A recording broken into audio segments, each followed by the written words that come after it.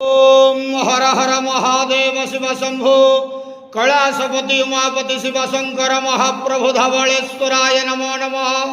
दीपं यदि परम ब्रह्म दीपं यदि जनार्दन दीपाहरत मे पापो पूजा दीप नमस्तुते। धवलेश्वर महाप्रभु संसार सुखी रखंतु।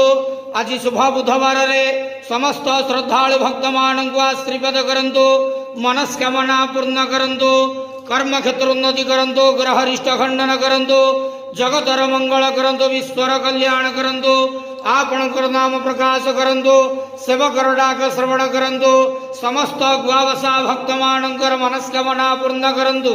बाबा धवलेश्वराय नमो नमः। संसार स्थिर खंतवार हरि बोलो। आज शुभ बुधवार रे समस्त श्रद्धालु भक्त मानक आशीर्वाद करंतु। हरि बोलो।